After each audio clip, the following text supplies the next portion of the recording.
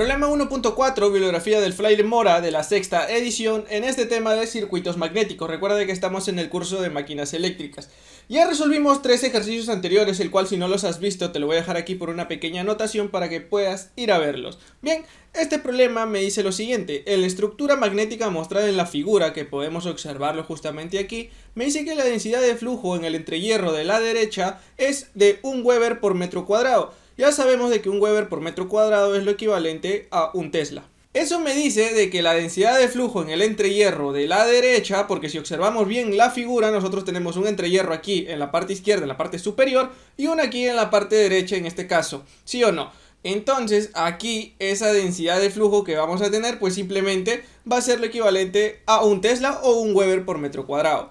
Me dice que el núcleo está hecho de un material cuya curva de emanación viene dado por esta ecuación que tenemos aquí, el cual me dice que B, ya conocemos de que B es la densidad de flujo, es igual a 1,5 veces la intensidad de campo, ¿sí? A eso se refiere H, intensidad de campo magnético, dividido entre 1000 más la intensidad de campo. Me dice de que B, en este caso, la densidad de flujo se encuentra en Tesla y la intensidad de campo magnético está en amper por vuelta por metro. Recordemos de que esto también, este V se puede representar por espira, ¿no? Amper espira por metro, de esa manera, ¿no? Entonces me dice que la longitud L, como podemos observar aquí en la figura, tenemos, mira aquí, L, tenemos L, L, L, L, L y L, ¿no? 6 L's en este caso, todo muy simétrico, todo tiene la misma longitud.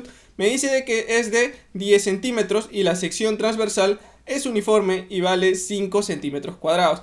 En este caso, para todas las secciones transversales que nosotros vamos a tener en este núcleo, es lo mismo a tener una sección de 5 centímetros cuadrados. Todo es uniforme, ¿no?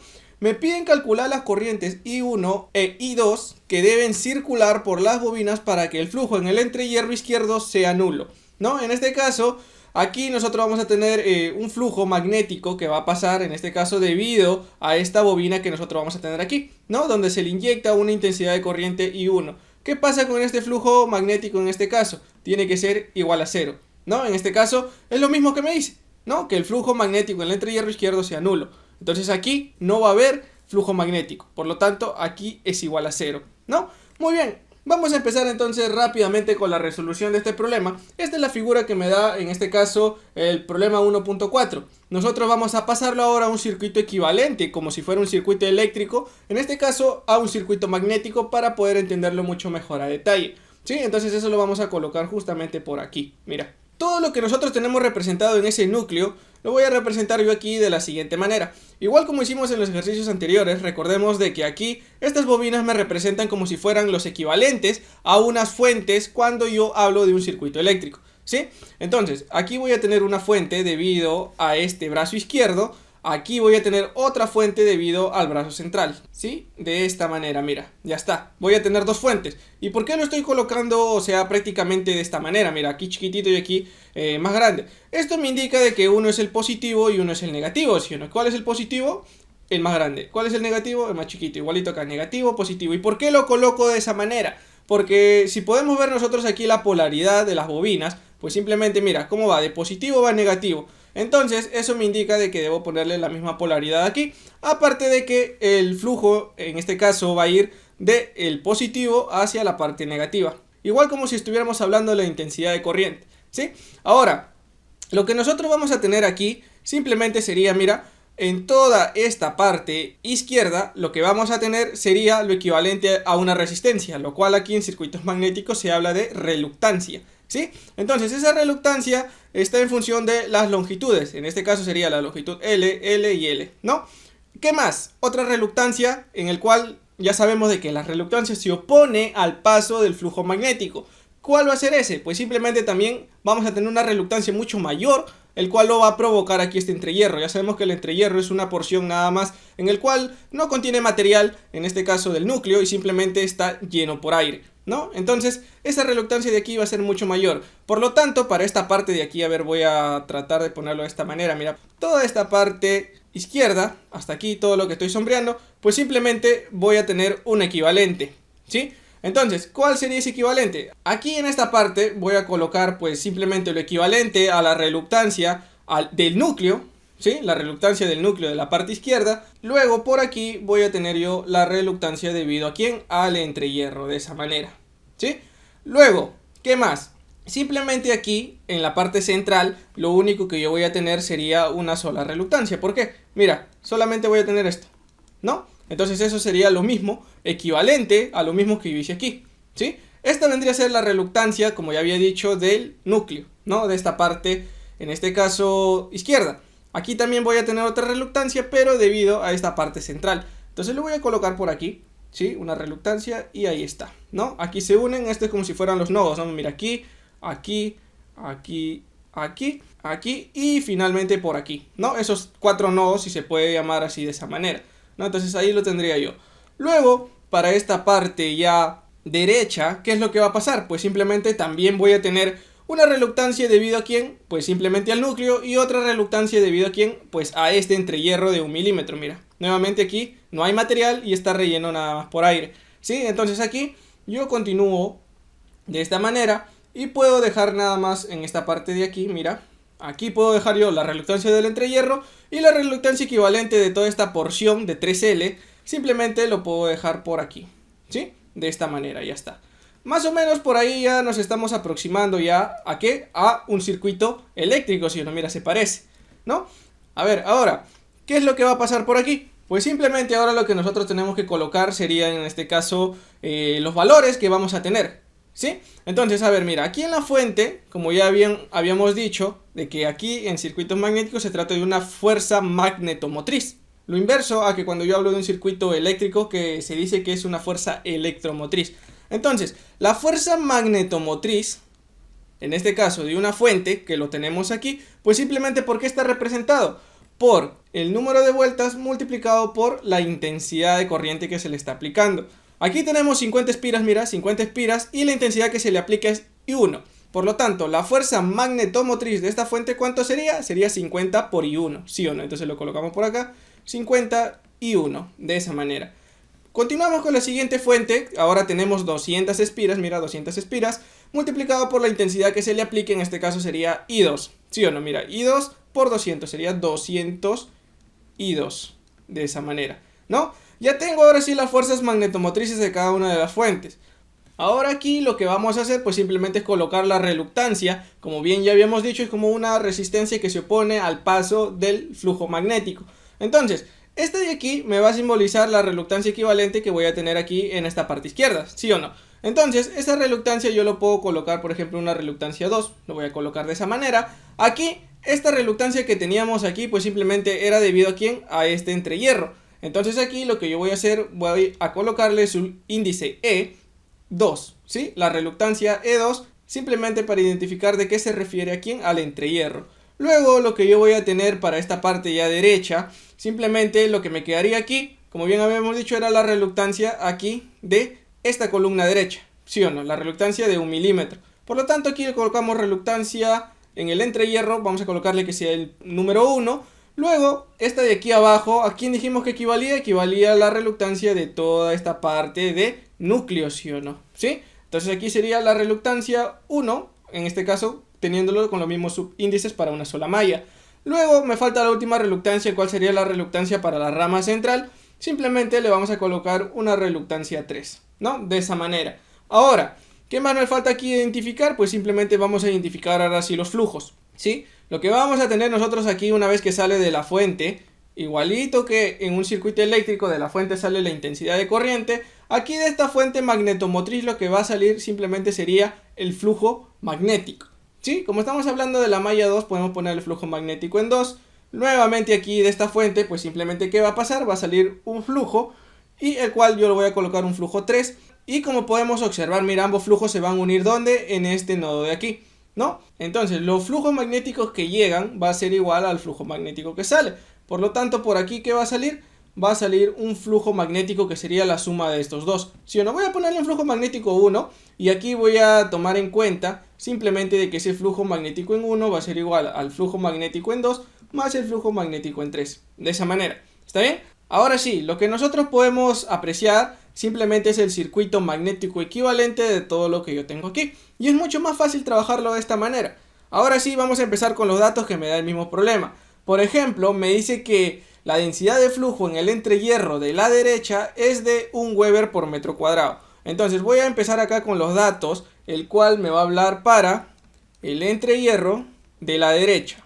Este entrehierro que yo tengo aquí, mira, este de aquí. Entonces, ¿qué es lo que va a pasar ahí? Simplemente el dato me dice que la densidad de flujo, en este caso por aquí, que sería para 1, simplemente va a ser igual a un Weber por metro cuadrado, que esto es lo mismo a decir que es un Tesla, ¿sí? De esa manera.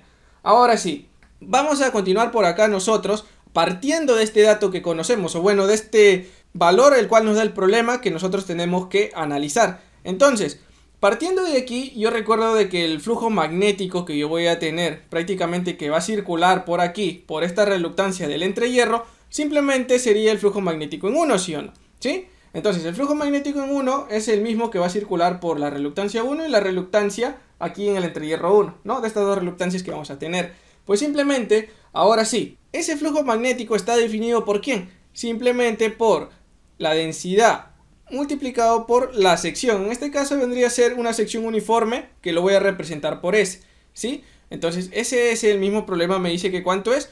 Es 5 centímetros cuadrados. En este caso esos 5 centímetros cuadrados es lo mismo a decir a 5 por 10 a la menos 4 metros cuadrados, ¿sí? Lo tenemos por acá. Ahora sí, con estos datos podemos nosotros calcular cuánto sería el flujo magnético en 1, ¿sí? ¿Cuánto sería? A ver, tengo acá que es un Tesla multiplicado por la sección que es 5 por 10 a la menos 4 metros cuadrados, ¿no? De esta manera, simplemente este flujo magnético en 1 me debe dar un valor de ¿cuánto? De 5 por 10 a la menos 4 Tesla por metro cuadrado, o bueno, aquí pude haberlo puesto también más fácil, Weber por metro cuadrado, donde el metro cuadrado y metro cuadrado se van, y ya sé de que igual manera me va a quedar en Webers, ¿sí? El flujo siempre me queda en esas unidades.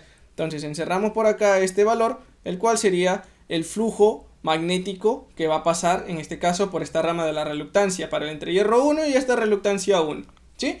Ahora, una vez conocido este flujo, simplemente ahora vayamos con lo siguiente. ¿Qué es lo que pasa? ¿Cómo encuentro yo la fuerza magnetomotriz en las reluctancias? Simplemente, recordamos por acá, también de la misma manera, se puede hallar así, pero como aquí no es una bobina, simplemente esa fuerza magnetomotriz simplemente también es igual a ¿quién? Es igual al flujo multiplicado por la reluctancia, ¿no? En este caso es lo equivalente a la ley de Ohm. Bien, entonces, conociendo nosotros esto, que necesitamos calcular las fuerzas magnetomotrices, porque ya sabemos de que la fuerza magnetomotriz, como estos de aquí se encuentran en paralelo ambas ramas, simplemente esa fuerza magnetomotriz es la misma, ¿está bien? Entonces, ¿qué es lo que yo voy a tener? Simplemente de que para aplicar esta fórmula de aquí, para conocer la fuerza magnetomotriz en el entrehierro, necesito el flujo, que ya lo calculé, pero me hace falta la reluctancia, ¿sí o no? La reluctancia en el entrehierro. Entonces, esa reluctancia en el entrehierro 1, ¿cómo está dado? Pues simplemente, recuerdo, a ver, voy a colocar por acá también, de que la reluctancia está dado por la longitud efectiva o longitud equivalente, dividido entre la permeabilidad del material, en este caso, o del medio, dividido entre la permeabilidad del medio, en este caso como conocemos que es aire, es la permeabilidad del vacío, multiplicado esto de aquí por la sección, de esa manera. Entonces la reluctancia en el entrehierro 1 pues simplemente sería la longitud efectiva, o sea la longitud del entrehierro 1 milímetro, ¿sí? 1 milímetro es lo mismo a decir 0,001 metros, ¿sí o no? Esto dividido entre la permeabilidad del vacío, simplemente que se conoce que es 4pi por 10 a la menos 7. Esto multiplicado por la sección, que ya conocemos que la sección de, en este caso del núcleo y igualmente del entrehierro, es la misma, es uniforme, 5 por 10 a la menos 4, bueno, está en metros cuadrados.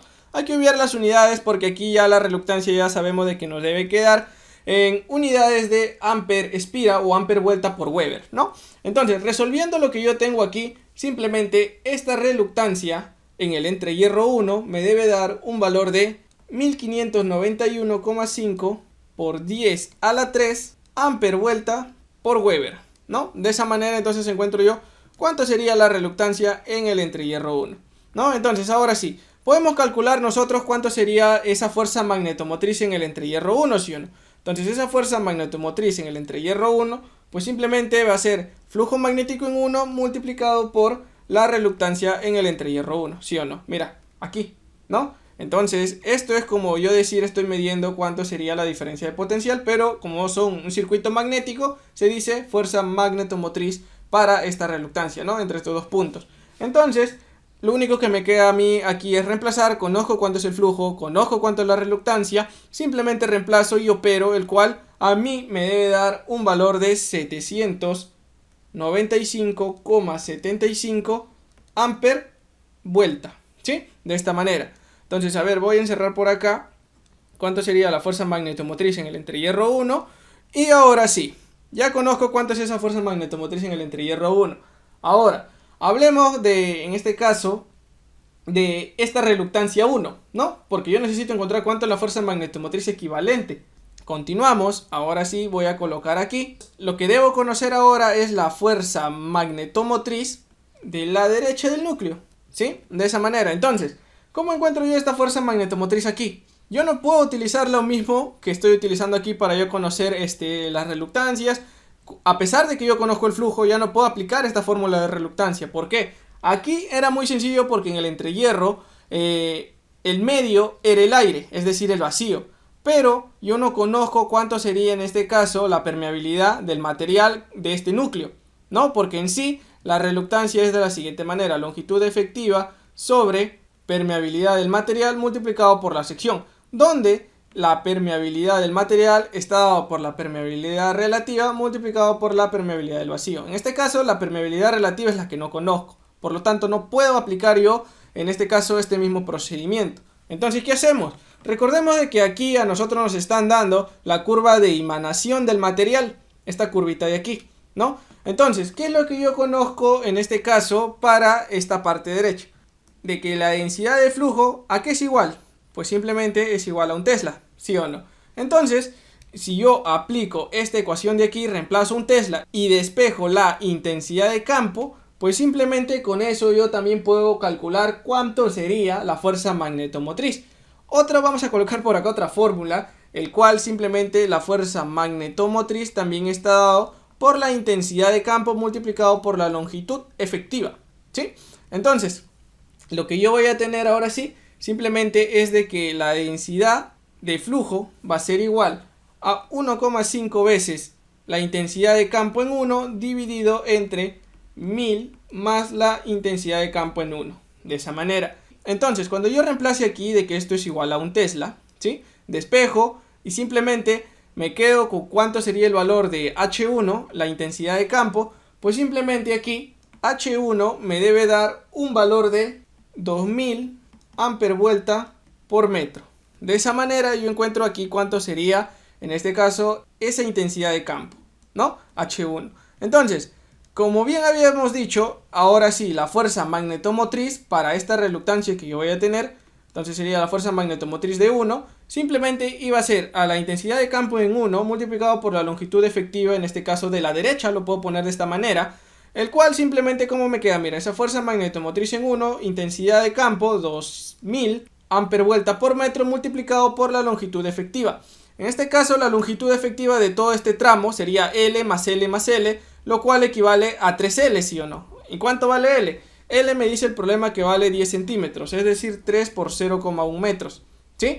Recordemos aquí las unidades que prácticamente me van a quedar, como bien habíamos dicho, de esta intensidad de campo en amper vuelta por metro. Y bueno, aquí me quedaría por metro, ¿sí o no? En metros me queda esta longitud efectiva. Entonces metro y metro se va. Y ya sabemos de que la fuerza magnetomotriz ¿en qué unidades queda? En amper por vuelta, ¿no? Igual que aquí. Entonces la fuerza magnetomotriz en 1 me debe dar a mí un valor de 600 amper vueltas, ¿sí? De esa manera encuentro cuánto sería la fuerza magnetomotriz en 1. Mira, ya lo tengo por acá. Ahora sí, si yo quiero en este caso calcular cuánto sería la fuerza magnetomotriz, por ejemplo, entre estos puntos A y B, que es lo que más me va a interesar porque esa fuerza magnetomotriz entre A y B sería lo mismo para esta rama de aquí, esta rama derecha, para la rama central, y la misma diferencia en este caso de fuerzas magnetomotrices para esta rama izquierda, ¿sí o no? Entonces, voy a hallar yo aquí en este caso, a ver, voy a colocar por acá, cuánto sería la fuerza magnetomotriz entre A y B. Simplemente, aquí sería la suma de estas dos, de R1 más R2, ¿no? Las fuerzas magnetomotrices que se encuentren comprendidas entre estas dos reluctancias, ¿sí? Entonces sería la fuerza magnetomotriz en 1 más la fuerza magnetomotriz del entrehierro, ¿no? Entonces sería 600 más 795.75, lo cual me da un valor de 1395,75 amper vuelta. Esto de aquí sí lo vamos a guardar porque este es uno de los valores importantes que vamos a requerir para nosotros seguir calculando. Entonces, ahora, todavía hay espacio por aquí, así que vamos a continuar ahora sí con lo siguiente. Ya calculamos ahora sí cuánto es la fuerza magnetomotriz de la derecha. Ahora vamos a ver qué datos podemos seguir calculando a partir de que yo ya conozco cuánto sería la fuerza magnetomotriz entre los puntos A y B, ¿sí o no?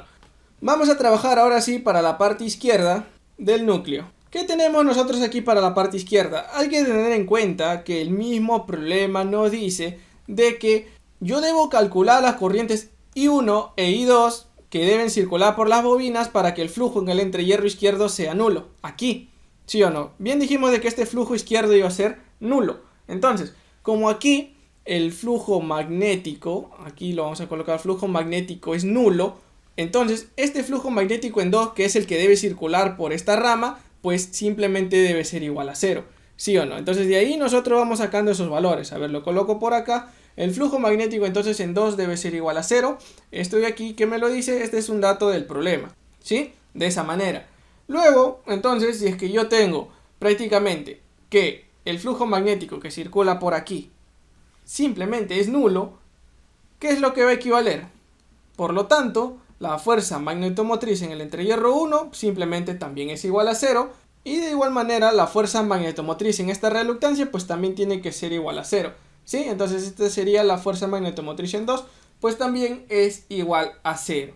¿Sí? Entonces, entre este punto y este punto es nulo, este punto y este punto es nulo, pues simplemente la fuerza magnetomotriz entre A y B, lo único que sería igual a la fuerza magnetomotriz de la fuente. ¿Por qué? Porque aquí es nulo. El flujo inducido que yo voy a tener en el núcleo, pues prácticamente quiere que sea nulo, entonces aquí no hay fuerza magnetomotriz, aquí no hay fuerza magnetomotriz. Por lo tanto, a ver, lo vamos a comprobar de esta manera, ¿ya? Mira, la fuerza magnetomotriz ahora sí, entre A y B, ¿a qué debe ser igual? Mira, entre A y B. Para esta parte izquierda debería ser la fuerza magnetomotriz de la fuente sumado con la fuerza magnetomotriz de esta reluctancia 2 y sumado con la fuerza magnetomotriz en el entrehierro 2. ¿Sí o no?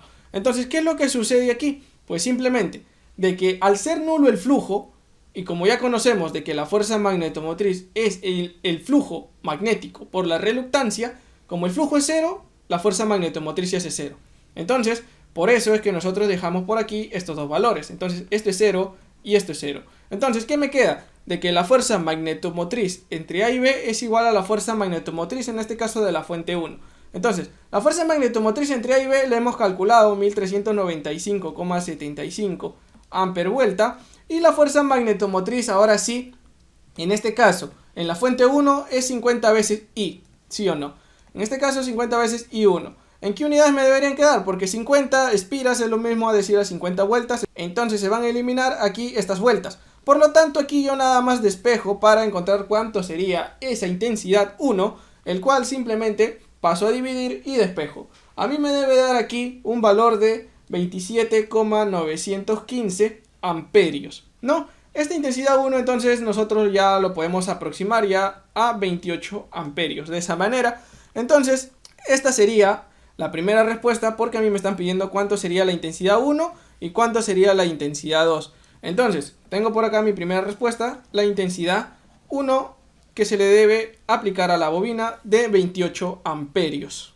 Bien, entonces vamos a acabar ahora sí finalmente con el último cálculo que nosotros requerimos ahora sí para la parte central del núcleo.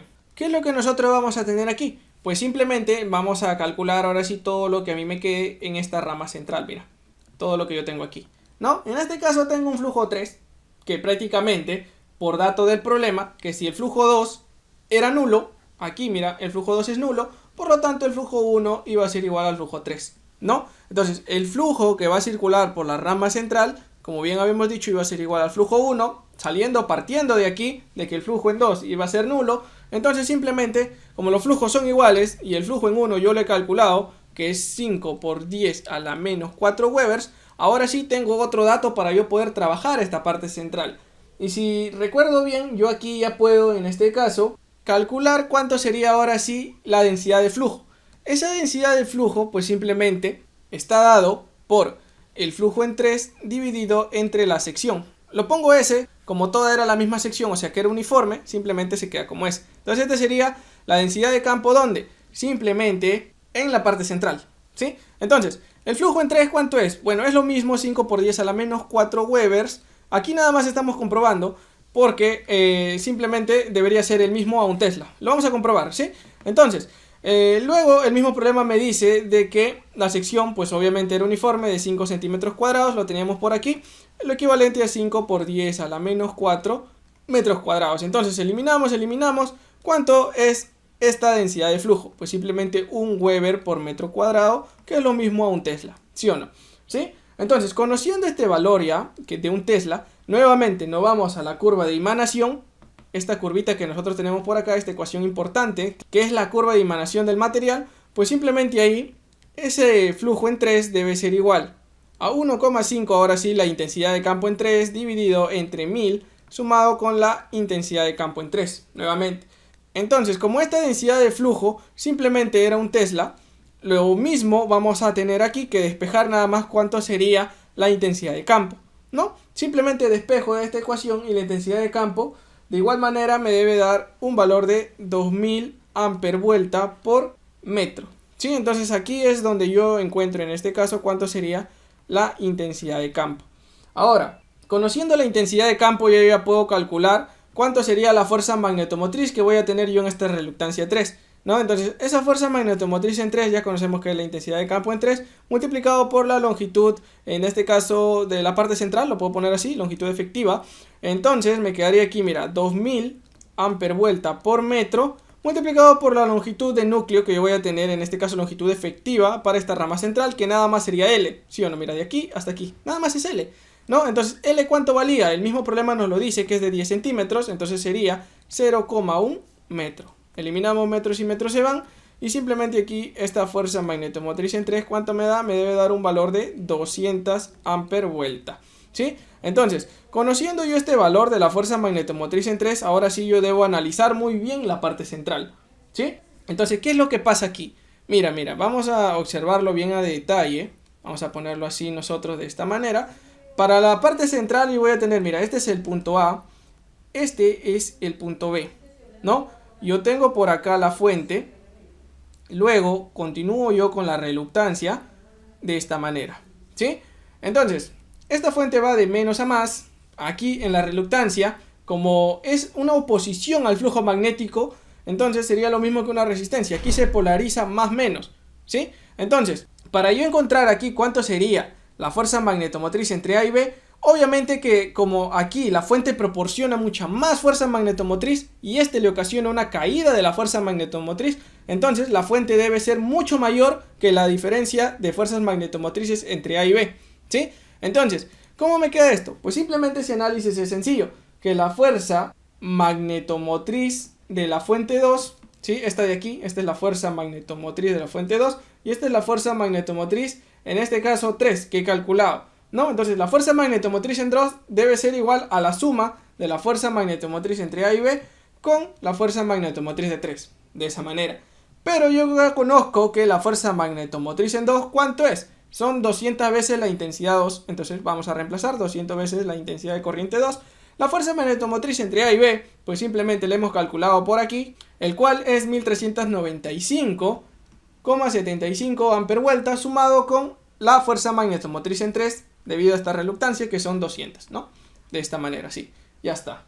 De aquí, esas 200 veces la intensidad 2 me debe dar igual a 1595,75 y cuando yo despeje aquí nada más esa intensidad 2, nada más me queda despejar, pasar a dividir, me debe dar un valor de 7,978 amperios, ¿no? Entonces este de aquí, intensidad 2, pues también se puede aproximar, tal y como da su clave el libro, simplemente a 8 amperios, ¿sí? De esta manera. Entonces, colocamos por acá cuánto sería, en este caso, la intensidad 2. Ya lo tenemos por aquí, vamos a resaltar bien esta respuesta. Ya hemos calculado las dos interrogantes, las cuales nos ha pedido el problema, ¿no? Nos pide calcular cuánto sería la intensidad de corriente 1 que se le debe aplicar a esta bobina. A ver, coloco por acá mi respuesta. Intensidad 1, 28 amperios, y la intensidad 2, 8 amperios. ¿Sí? Entonces, estas dos intensidades deben cumplirse. ¿Para qué? Para que el flujo magnético aquí en la parte izquierda de este entrehierro pues simplemente sea igual a 0. Entonces, con estas intensidades de corriente yo hago de que el flujo aquí sea 0, que es las condiciones que me da el mismo problema, ¿no? Entonces, de esta manera culminamos el desarrollo de este problema 1.4.